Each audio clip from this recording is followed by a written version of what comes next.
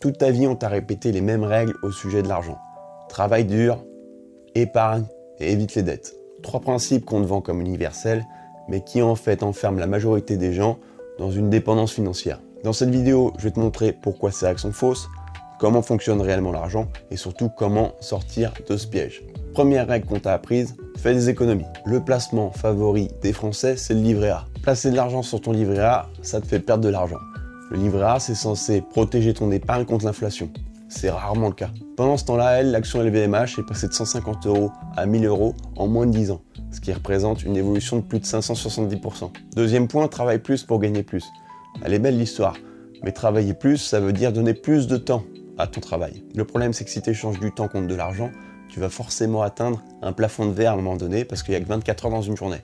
La vraie équation, c'est la valeur que tu crées fois le nombre de personnes que tu touches, qui est égal au revenu. Là, le facteur temps n'est pas inclus dans l'équation. C'est seulement le nombre de personnes que tu vas toucher qui va faire grossir le revenu. Et ça, c'est un peu illimité. Tant que tu vas vendre ton temps, tu vas forcément être plafonné. Souvent, on se fait un peu avoir parce qu'il y a certaines personnes dans des métiers assez prestigieux, dans la médecine ou dans le droit par exemple, qui gagnent beaucoup d'argent. Mais quand tu vois le nombre d'heures qu'ils investissent au travail, parfois, avec un petit peu de recul, tu te dis que ça vaut pas forcément le coup. Le troisième point, on dit évite les dettes. Oui, c'est vrai qu'il y a des dettes qui sont complètement mauvaises. Le crédit à la consommation, par exemple, c'est une pure dette néfaste. La plupart du temps, ça va être pour un achat inutile. Exception faite, si tu veux acheter une voiture qui va te permettre de travailler, là, c'est quasiment un investissement. L'utilisation de cette voiture va te permettre de travailler, donc de rapporter de l'argent. Mais il existe aussi la bonne dette qui va être un effet de levier. T'empruntes pour acheter un bien immobilier, tu le rénoves, tu le loues. Ce bien devient un actif. T'empruntes pour monter ton entreprise, même chose. Par contre, t'empruntes pour acheter un bien immobilier et vivre dedans, je sais que c'est le rêve de beaucoup, là, c'est pas un actif. Petite parenthèse sur les biens immobiliers, je suis pas un expert. Mais déjà, tu vas avoir 10% de frais de notaire, 10% du prix du bien. Ça, c'est de l'argent que tu vas pas rembourser. Et en plus, généralement, c'est de l'argent que tu dois donner en apport, que tu ne vas pas pouvoir emprunter. Ensuite, tu as le taux du crédit. Ensuite, tu as les charges. Tout ça mis bout à bout, tu vas espérer récupérer tout cet argent sur la vente et sur l'évolution potentielle du marché immobilier. C'est un peu risqué. Je reviens sur la dette. Pourquoi ça peut être une bonne dette? C'est parce qu'avec l'inflation, l'argent perd de la valeur. Si tu empruntes 200 000 € aujourd'hui, dans 20 ans, tu as toujours 200 000 € à rembourser. Mais ces 200 000 € ne valent plus la même chose. Tu les rembourses avec un argent dévalué, qui a moins de pouvoir d'achat. C'est comme si le temps avait allégé ton remboursement. Bon, ça, c'est une notion qui peut être un peu abstraite, mais pour l'illustrer, on s'est tous dit un jour, tu te souviens ce qu'on pouvait acheter avec 10 € il y a 10 ans, ou encore plus pour ceux qui ont vécu la transition entre le franc et l'euro. Tu te souviens avant avec 5 francs ce qu'on avait? C'est un peu la même chose. Comment l'argent fonctionne vraiment? Déjà, tu as l'arnaque des intérêts. Je t'illustre ça grossièrement. Les banques centrales créent de l'argent, elles donnent cet argent aux banques. Toi, tu vas voir ta banque, tu fais un crédit, tu veux emprunter 200 000 €. Sur 20 ans, tu devras rembourser au final 300 000 € avec les intérêts. Tu as 100 000 € qui vient d'apparaître de nulle part. Cet argent, il existe nulle part. Et il n'est pas dans le système. Il va falloir donc le créer. Et du coup, comment on crée ces 100 000 € qui manquent?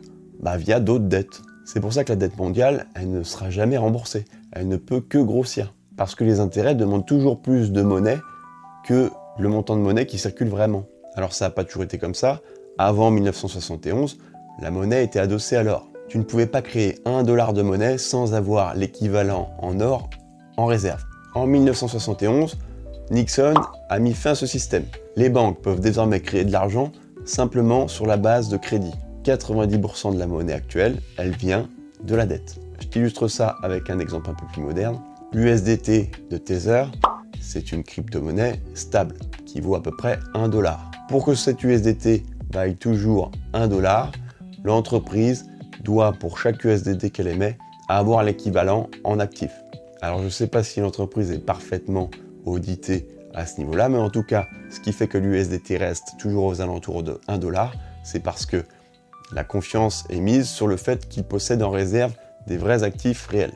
Donc je reviens sur Nixon, il met fin à l'étalon d'or et on en vient à créer de l'argent que sur la base de la dette. Et là on rentre dans un cycle. On a la phase d'expansion, on emprunte, tout roule. On a la phase d'euphorie ou de bulle, là on est en surchauffe. Ensuite vient la crise, défaut de remboursement, faillite et le reset grâce à l'inflation ou à une restructuration ou à une guerre. Quand on voit toutes les guerres qui explosent en ce moment, on peut un peu se poser des questions quand même.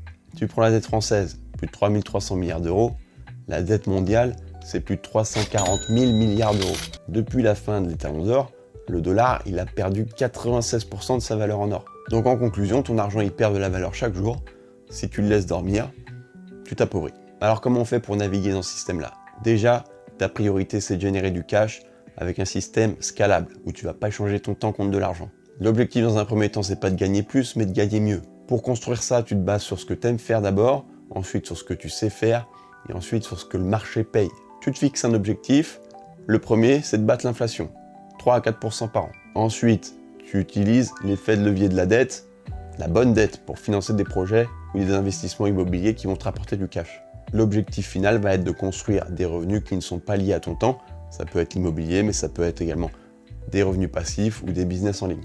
Donc voilà, donc les règles qu'on nous met dans le crâne depuis des années, elles sont fausses. Ceux qui comprennent véritablement les règles, ils s'enrichissent. On le voit tous les jours. Pendant que les autres, ils s'appauvrissent en silence. On est tous capables de changer de camp, mais il faut de la discipline, une vraie stratégie et la volonté de sortir du moule, et je comprends que ce ne soit pas forcément la volonté de tout le monde. Alors dis-moi en commentaire, quel est selon toi le plus gros mensonge qu'on t'a raconté au sujet de l'argent? Abonne-toi à cette chaîne, on se retrouve pour d'autres vidéos. Bisous.